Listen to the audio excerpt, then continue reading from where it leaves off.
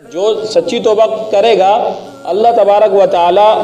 نے یہ وعدے کیے ہیں کہ اللہ تبارک و تعالیٰ پھر اعزاز اور اکرام سے نوازیں گے، اور اس کے آثار دنیا کے اندر بھی ظاہر ہوتے ہیں۔ دیکھیں حضرت فضیل بن عیاض رحمۃ اللہ علیہ ایک بہت بڑے بزرگ ہیں، یہ ڈاکو تھے، ڈاکو قافلوں کو لوٹا کرتے تھے۔ ایک دفعہ ایک قافلہ چلا اور چلتے وقت اس نے اپنے ساتھ ایک قاری کو رکھ لیا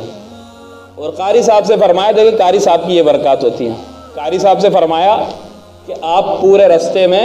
تلاوت کرتے جانا۔ اب جب قافلہ پہنچا بالکل فضیل بن عیاض کے اڈے اور ان کی چھاؤنی تلک، تو یہاں پر فضیل بن عیاض کے کانوں میں آواز پڑی آیت کی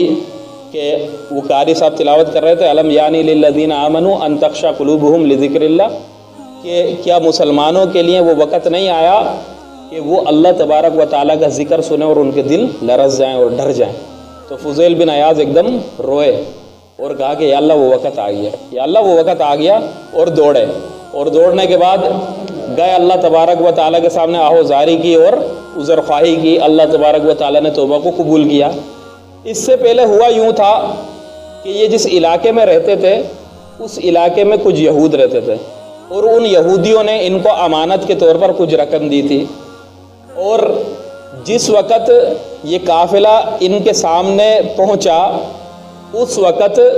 یہ بھی چور تھے، یہ بھی ڈاکو تھے، اور ان کے اور ساتھی بھی ڈاکو تھے۔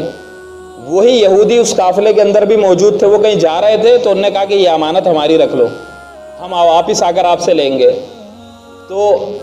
ان یہودیوں نے ان کو بھی دیکھ لیا، بہرحال وہ تو چوری میں شریک نہیں رہے لیکن ان کے اور دوستوں نے تو لوٹا،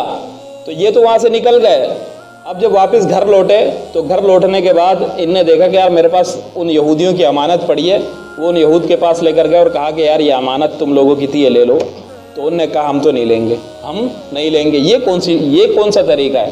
کہ لوٹتا بھی اور اوپر سے امانتیں بھی دیتا ہے، ابھی دے دے گا بعد میں پھر آ کر لوٹ کے لے جائے گا، ہم تو نہیں لے رہے۔ تو انہوں نے کہا نہیں وہ میری پچھلی زندگی تھی اور اب میں نے توبہ کر لی ہے، لہٰذا تم مجھ سے یہ امانت اپنی لے لو۔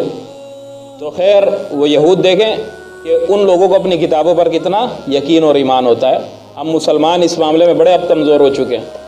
تو یہود نے کیا کیا، ان یہودیوں نے کہا کہ اچھا ایک بات ہے صبر، یہ ایسا ایک کام کر کہ تو گھر کے اندر ہمارے گھر میں جا، ایک تھیلا پڑا، ایک تھیلا، وہ تھیلا اٹھا کر لے کر آ، ہمیں دے دے، اس کے بعد ہم دیکھیں گے کہ تجھ سے یہ امانت لیں یا نہ لیں۔ تو وہ اندر گئے اور اندر جا کر وہ ایک تھیلا تھا بھرا ہوا، اس کو لے کر آئے اور لا کر ان کے سامنے رکھ دیا۔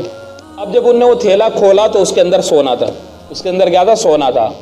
تو ان یہود نے ان کو سے کہا کہ ہاں تم نے سچی توبہ کی اور اب ہم تم سے امانت لیں گے، کیونکہ ہم نے اپنی کتاب میں یہ پڑھا کہ جو شخص سچی توبہ کرے تو اللہ تبارک و تعالیٰ جب اس کے اخلاص کو جان لے اور اس کی توبہ کو قبول کر لیں، اگر وہ مٹی کو بھی ہاتھ لگائے تو مٹی سونا بن جائے۔ اس تھیلے کے اندر مٹی پڑی تھی، تو نے ہاتھ لگایا سونا بن گیا، یعنی اللہ نے تیری توبہ کو قبول کر لیا، لہٰذا اب ہم بھی تجھ سے امانت لیتے۔ تو یہ دیکھیں اللہ تبارک و تعالیٰ کی طرف سے پھر اعزاز اور اکرام کہ کل تلک کا ڈاکو تھا اور آج صاحب کرامت بزرگ بن گیا، اور پھر اتنا بڑا اللہ والا بنا، اتنا بڑا اللہ والا بنا کہ ان کے واقعات آپ نے سنے ہوں گے کہ پھر وہ قیامت تلک کے لیے اولیاء کا مقتدا بن گیا۔ تو دیکھیں ایک بندے سے گناہ ہو جائے، جہالت کی وجہ سے ہو جائے، جیسے میں نے بتایا کہ جو عمل بندہ گناہ کا کر رہا ہے اور جانتا بھی ہے کہ یہ گناہ ہے اور پھر بھی کر رہا ہے، یہ جہالت میں شمار ہے، کیونکہ صحابہ کا اس پہ اجتماع ہے، صحابہ اس پر اجماع کر چکے ہیں کہ جو بھی برائی اور گناہ کا عمل ہے اور مسلمان بندہ اس کا مرتکب ہوتا ہے تو وہ جہالت ہی ہے۔